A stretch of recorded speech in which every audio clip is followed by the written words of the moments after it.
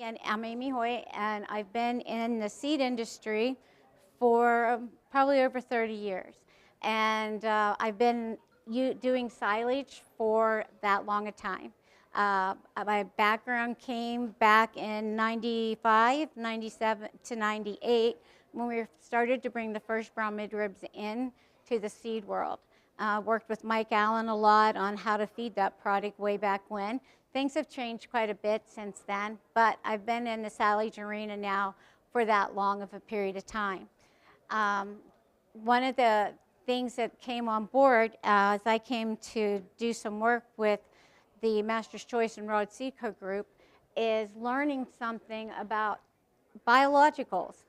And up until about a year ago, I didn't really understand what they were, except whenever I was feeding cattle and doing dairy nutrition work, I knew every once in a while we might want to add some lactobacillus and so forth into our cattle's ration to see if we could up the rumen bugs a little bit, right? So what this is about is nutrient improvements in biologicals. And it's not, I don't know if it's all biologicals, but I do know of some of the biologicals that can contribute quite a bit.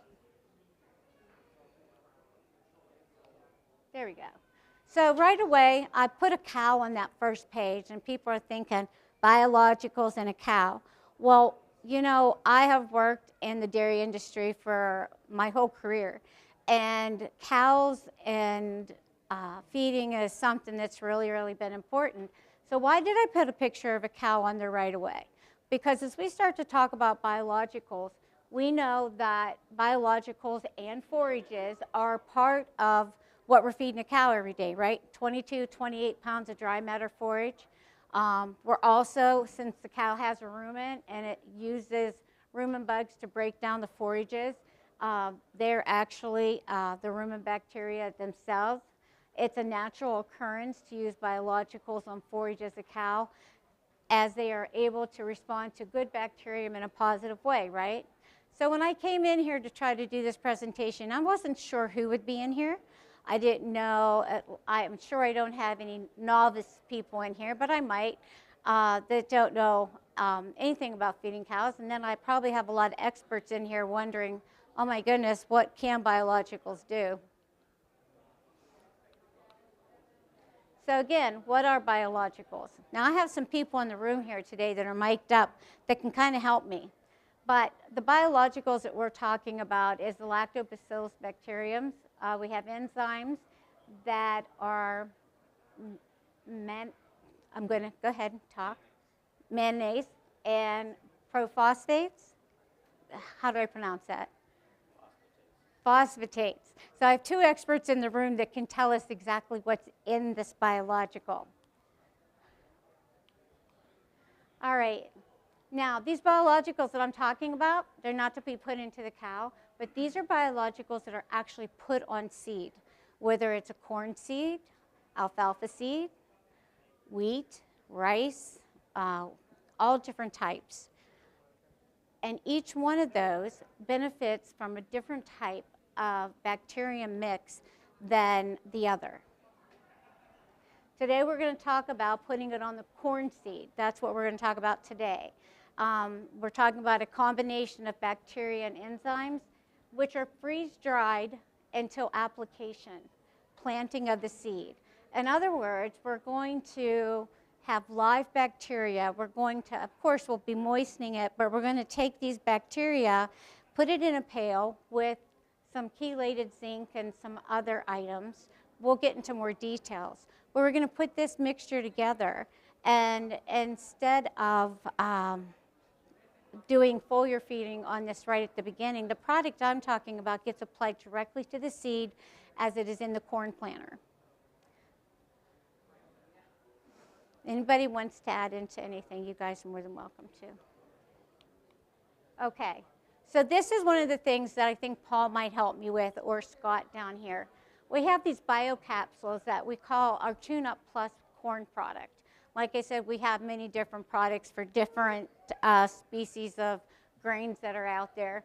But what we have what we call plant stimulant. This is a methyl that provide biological root growth stimulation. I have some pictures of it. So one of the things that you would think, okay, what helps with nutrition building in these corn plants? And if we have a larger root growth rate, it's going to give us a healthier plant. We also have a microbial package, which is the azotobacters. There's two of them that are nitrogen fixation from atmosphere and soil. So we're being able to pull nitrogen from the air, from the soil, with this particular type of bacteria. And then we have the bacillus that's used, it's nutrient use efficiency. It freezes up fixed nutrients in the soil. In other words, we want to try to pull as many nutrients from the soil as we can. Without using these, we're not going to be able to utilize what's free in the soil itself. Then we have trichoderma, which is the fungal protection and nutrient uptake into plants. And what the trichoderma does is actually help with the absorption up into the plant itself from the roots. We also have a package, a biocapsule that we can add or subtract to this mix as we want that is called CRW. And this is a methotrop that provides CRW suppression. So everybody here know what CRW means? This is what we're talking about with corn root suppression. How many of you have corn rootworm problems in your areas? I'm not sure if you do or not, but here in the States, oh my goodness, there are some areas that are so bad that we have to make sure that we have corn rootworm traits, either by traits that we have in the plants, or we're looking at a CRW, which what it does is suppresses. What it does, it stimulates additional root regrowth, but it also provides a defensive mechanism. And this mechanism is like, let's use this as an example. If you're in a place that has a lot of mosquitoes, right, and you want to keep them off of you, you usually put some kind of spray or something off you, and those, the smell or the fragrance of what, or the scent, right, takes those mosquitoes and they don't come to you. Well, the larvae, the corn rootworm larvae, it itself has to feed within 24 hours. And this particular, I can't use the pointer here, this particular CRW that we use as suppression actually gives off this scent, and so they can't smell or find the roots. And if they can't find the roots in 24 hours, then they're going to die. So this is why we call this a suppression product. Also, we have another capsule that we can use. It's called ether. How many of you are using a lot of manure on your farms? A lot of manure. Okay. And what this ether does, it's two different enzymes that promote nutrient availability and nutrient uptake through the roots. One of them is called manganese. It breaks down starches in the root exudate and breaks soil to phosphate bonds, making phosphate more available. And then it has lipase. Am I saying that right? Lipase? Lipase, sorry. Breaks down lipids in root exudate, allowing for better uptake of nutrients and water into the plant. In other words, what it does, it breaks down the manure. So not only is it breaking down, it's actually what the breakdown, all those nutrients are now going into the soil to be able to utilize and uptake by the plant itself. So what's neat about this particular, and I say this particular product because we're talking about biologicals in itself, the product that we're using, you can add or subtract. If you don't have a problem, you could go ahead and not use this ether. If you don't have any corn rootworm problem, you don't need a corn rootworm. But what we have seen also on top of this, when I start showing you some numbers here, the CRW actually has an increase over just the regular biologicals in itself. So this is a chart, and it's a very, very busy chart, but we wanted to put it in because one of the things that you're going to see is that we're seeing an increase in yield. All right. Now, how many of you would say, yield isn't a real nutrition item that I need for my cows, right? that doesn't really promote whether the cow's going to eat more or less. But we all need to have above average yield, right? We don't have all the acres in the world to be able to put corn in and have 12 ton to an acre every single year or something like that. We need to be having adequate amounts of yield. So this is a very, very busy chart, but what it is showing is the percent advantage that this product or this group of biologicals is providing to make more yield. The numbers are impressive. You can see that we're seeing a difference in tons per acre, anywhere from 3 to 5 tons per acre, from 114% to 125%. Well, when these numbers came through, as we started doing more and more research, we thought, oh my gosh, this is just way crazy and it's just too much to really believe. But with this group of biologicals that has this right amount of bacterium and the enzymes and the chelated zinc to it, it is putting together these packages after the fact. So one thing I wanted to show you is look at the difference between these two corn plants. This is right in a field. I don't remember what state. Is this Michigan, Scott? It's Michigan. And what they had done is split the planters, and you see the untreated, and this is the one with the biological. So when we're talking about how that biological has the root growth, right? It's adding and making a bigger root. Bigger root's going to make a nicer, healthier plant. We're going to have more water absorption and so forth. What this does for us in the silage arena is usually if we have to let corn go, what happens? Our fiber digestibility starts to go down, and we don't have as good a product. Well, we're getting an extra little bit of window here, about 3 to 5 days. Extra window because it is not dying on us as fast.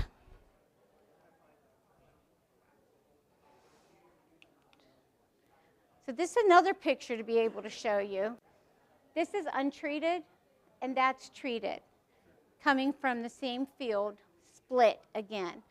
Now, if you can see the difference in the root mass on the left-hand side there, of course it's going to contribute, right? Because more nutrients are getting up into the plant to show a bigger ear.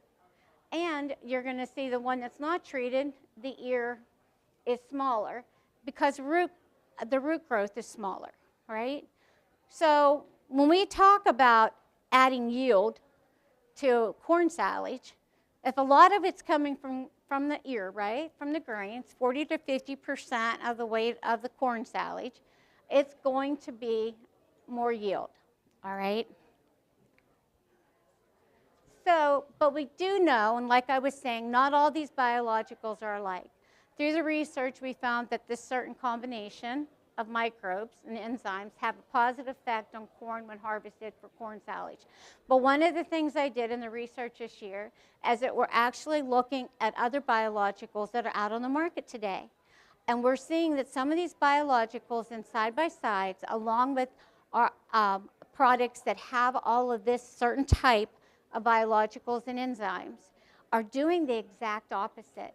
Now, of course, I haven't even started to tell you what's happening nutrition-wise, but some will have a counter effect. So, first of all, let's talk about our research and the yield that we're getting.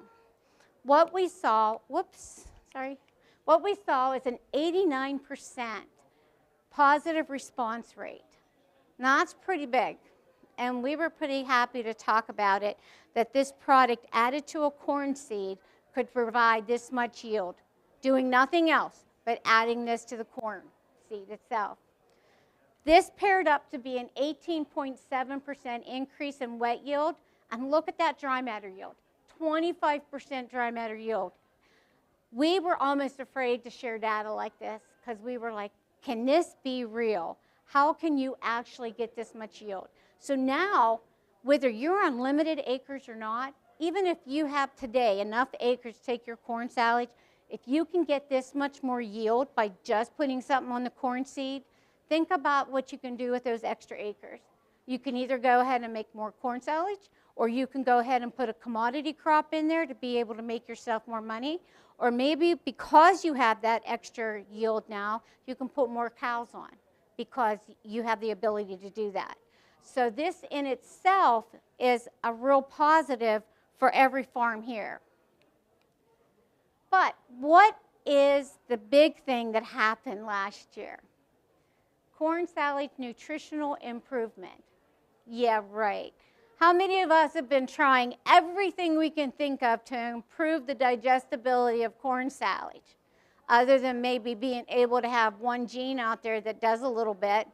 But everybody else's corn silage, we're testing and testing to make sure that we're getting the genotypes to you that are going to provide you with the best digestibility, and now the best type of starch and the most digestible starch, and then we need yield, and we need agronomics, and you think of everything that goes into that particular package to make the best corn silage for you. This all happened by accident because I came on, I had spent 20-some years in the Monsanto Bear, and all I did was work with corn silage every day. And I came over, I retired, and then said, oh, I'm not done. So I came over to the company, and we were going to enhance, like we said, Master's Choice is sponsoring this, but we were here to enhance Master's Choice and build a new program called Real Silage Dairies and/or Beef. But, so I was testing every single thing that came through, no matter what, because I needed to get a baseline as to what products were already good enough for a dual purpose type of silage, right? Because we didn't have that yet. Well, as I was looking through all the side-by-sides and then the plots that had this treatment on it, and of course there's plots treatment and non-treatment, this is what happened. This is last year's data, but I can tell you from what I've seen on this year's data so far, we're seeing the same thing. We're getting on NDFD 30 an increase. We had 53% win. I don't have an actual number on there, but we have books in the back for you to look at. You can see the bar charts, and you can see about how much everything has in it. In fact, every single plot that had a side-by-side in it, or treated and untreated, are in there. So you can see the real data that came with it. Where else have you found a product that's going to increase fiber digestibility just because we added something to the seed? This is the first time in 30 years that I've seen anything like it. Well, that was okay, but you know, a few years ago, UNDF 240 became a really big number to talk about, right? And we were going to throw lignin away, and we were just going to work with the UNDF 240. And we have to be really careful on a dual purpose product, right? Because we can't let it get too much lower than 8%, because what could happen? We might have corn falling down, and a guy that ends up wanting to take that for grain, he's not going to be happy with me. But at the same time, if you're a dairy producer, you want it to be around 8%. So my goal had been, I needed my corn products to be around 9%. What happened here is we had 93% of the products that were decreasing in UNDF 240. In other words, we would see a product that was about a 12 on UNDF 240, which if you look on all the first data, you look at Pennsylvania State, Wisconsin State, and all the dual purpose products that go together, you're going to see they're averaging between 10 and 12% all the time on UNDF 240. Well, that's higher than what we probably want if we want to have good digestibility through the cow. So this was taking a 12% down to an 8%, okay? Now, it wouldn't necessarily take a 9% down to a 5%, but we were seeing upwards to 4 units difference in UNDF 240, which was dramatically changing the digestibility in the silage with only putting a product on the seed. This was happening 3.5 months after we planted the corn. The other thing that happened 60% of the time is we saw an increase in starch. It was pretty significant also. We saw an increase of 2 to 4 units in starch on this product also. But you saw that. You could see that within the ear itself, correct? Because one of the big reasons was because of that root mass. Has to be some of that. But this combination of enzymes and bacteria are bringing this to light. So of course, if I win on fiber digestibility and I win on UNDF240 and I win on starch, what happens? I definitely should be getting a milk per ton increase.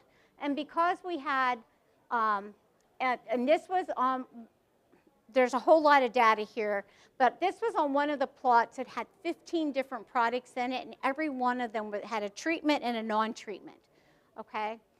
And in this group, 100% went on milk per acre because why? In this same group, we had 100% increase in dry matter yield. So of course we were going to get an increase in milk per acre. But the other thing is, and I know this is a dairy conference, right? But every year it seems like I have more of my dairymen changing from dairy to beef, okay? And beef per ton became important.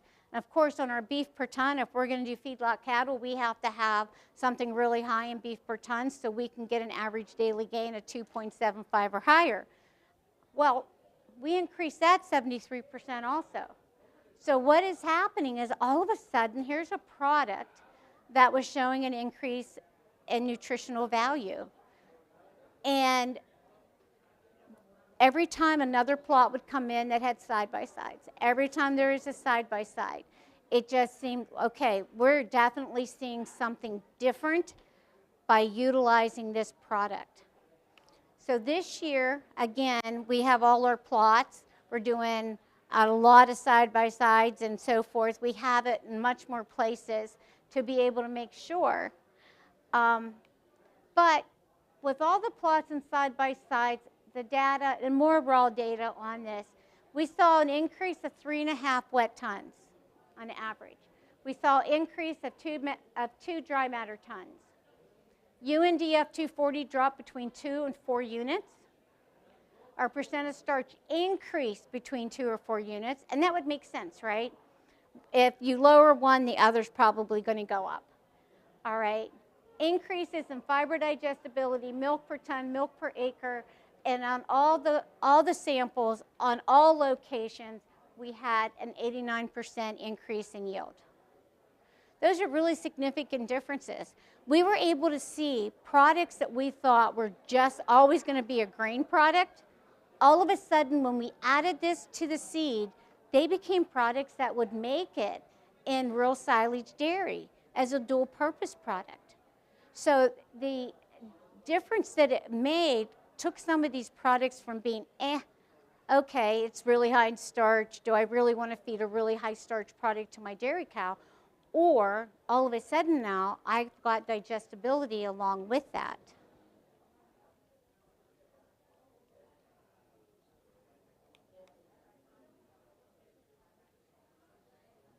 I think I have these wrong.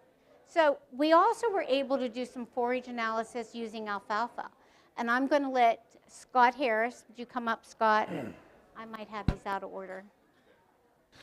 And Scott did an alfalfa trial using products as such. Microphone. Oh. You Andrew. have Andrew's microphone. Oh, I think sorry, it's this Andrew. one, right? It's this one. Okay. So sorry. Sorry, guys. Thank you.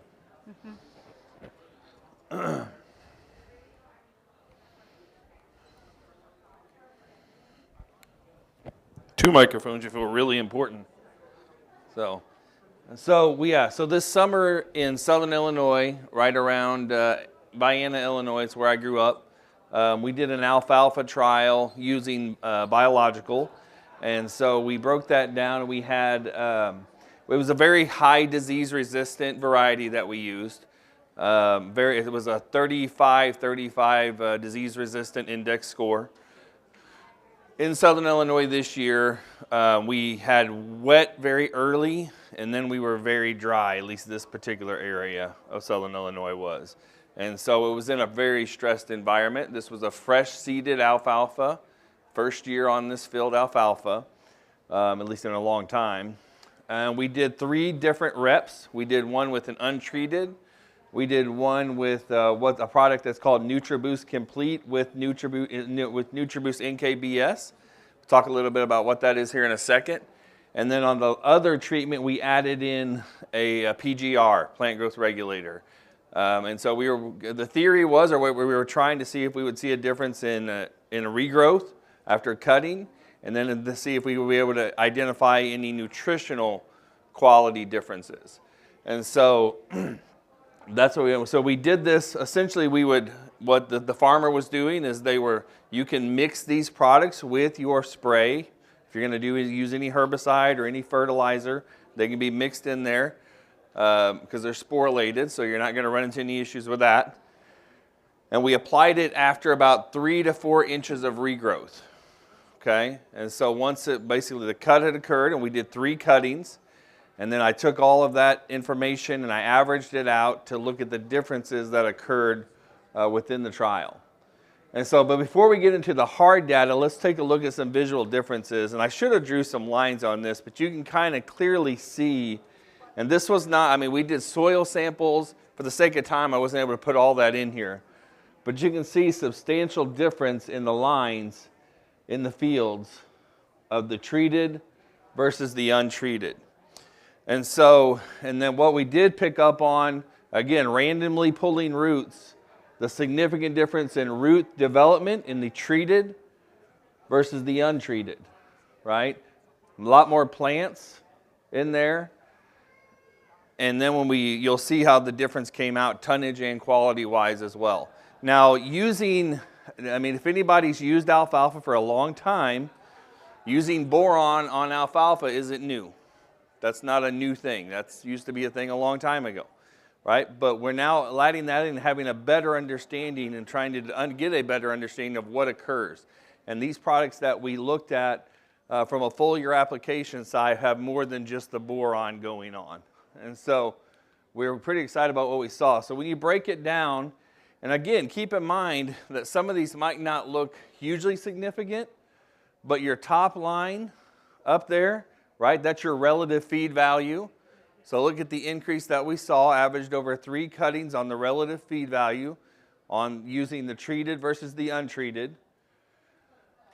TDN is the blue line. Your NDFD30 is the next line below. Crude protein, and then tons per acre. Now the tons per acre was around, it went from, on an average, I believe it was 1.4, right around there, up to almost 2. And so pretty significant difference. It's hard to capture it in this. I probably didn't do it in the greatest way possible, but we're able to see a pretty significant difference in that. And I think what it seemed to break down to, where we saw the biggest difference on the tonnage side, was the addition of the PGR, the plant growth regulator. And so when we add that in, what we saw was a much quicker bounce back. The farmer called me after it had been applied. He had went and applied it a few days later. He came back, he called me and he said, he goes, I don't know how to measure it. And I wasn't in town, unfortunately, to come down there, but he said, you can significantly see a difference in where we applied the treated side with the PGR on it versus the non. And that makes sense from a stimulation standpoint and helping with that plant recovery. Right? That's the most stressful time in those few days following cutting of alfalfa. A lot of things can go wrong. And so you've got your list of ingredients that are in here. In this box shows you what that material is made up of. So you've got 4% urea nitrogen, another 1% of other nitrogen, so 5% total nitrogen within the product. Sulfur, boron, right, which we already talked a little bit about. Moly, which is going to help with some of the nitrogen fixation. The moly was what I think is really interesting as far as what all it's been able to do within there. Of course, the boron is going to help with your cell wall development, plant structure. I think that's probably leading to some of the visual differences we saw as well within that plant. And so just overall really interesting data. This was 3 cuttings over 1 summer. Okay, so we're going to continue to we're going to monitor this same field for hopefully 3 years and look at each summer in different weather patterns. Does it going to look the same if we get a lot of rain? I don't know. We're going to have to explore. My early thoughts say that you're never going to not pay dividends back with the use of a microbe in this scenario, but I'm not claiming that. I'm just saying I think it absolutely could for the amount of cost that you put in compared to the return on investment. And so we're excited to see where that goes. So with that, I'll turn it back over to Amy.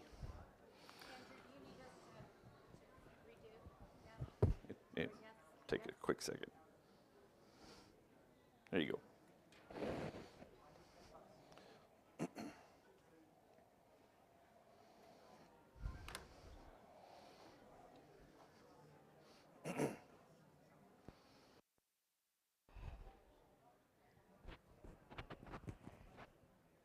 We're just going to finish up here kind of fast. One thing I wanted you guys to realize, we didn't talk about it because I said who sponsored this and so forth, but I do just want to shout out these products that we're talking about is our company is owners of Streamline Ag, which is a national corporation at this point, and they are the ones who develop the different types of products that we have available to put on seed. So I wanted to just make sure you shout out, because if you take one of those books in the back, there's just a small portion in there that shows all these plots that had those. But I wanted you to let you know that that's the part that it came from. What was really interesting as a group, we were able, what's really exciting, guys, is to be able to know that we can take almost anybody's seed and make the final product better than what it was. And that was kind of exciting for all of us to be able to know that we could do that in the industry. It didn't take just one kind of product. It could be anybody's product. And I kind of like that, knowing that we can do that. But one of the things I wanted to talk about is also at the end here is this regenerative ag solutions. As a company, as the way we are, and what we want to look at is we want to be able to put back into the soil instead of continually taking from it. We wanted to start, we have a systematic effect where we have products that actually break down corn stalks using bacteriums and enzymes. We put nitrogen and other nutrients back into the soil with these type of products, okay? If you talk to either Paul or Scott afterwards, they can actually give you the total amounts that go back in, all right? The product itself that we're talking about is nitrogen fixing on top of that. It pulls nitrogen out of the air during the growing season of the corn, along with pulling it out of the soil. We have starter fertilizer that comes in a bag, all right, or a tote. And you're thinking, well, what is that good for? When we want to start looking a little bit green and things that we want to do to help environment, because we're pressured all the time about that kind of stuff, right? Us as farmers and so forth. By utilizing a product like this, we have a product that if you put it into water, it goes into solution, and it does not come out of solution. It can go, I've seen it for 1.5 years now from the day I started to now, and it's still in solution. But what does that do? Because you're not paying for water, you're just taking the hose from your own well, you're not paying freight costs, you don't have somebody going across the road using all this fuel and putting more stuff in the atmosphere, right? We're trying to save on that. And again, plastic totes. You only have to use the one plastic tote that you're mixing it up with for the first day. You don't have to have a whole trailer load of totes because you make this as you go. And this has been a really wonderful program that we have to put together. We talked about having ether, okay? Having an ether product to break down your manure, all right? being able to put back more nutrients into the soil to gain more soil health, to be able to put more nutrients without having to go out and buy more fertilizer, more other things to put into the crops.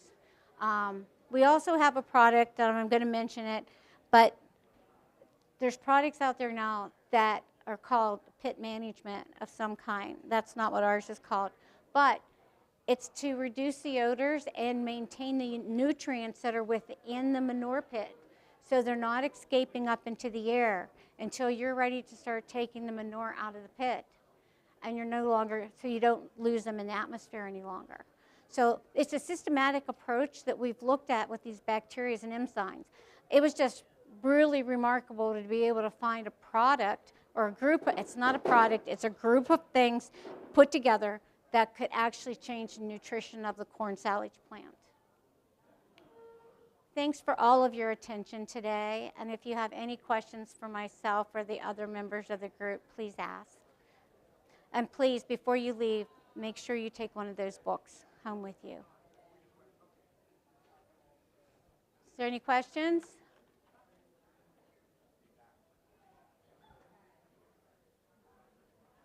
Okay. Well, thank you guys for showing up.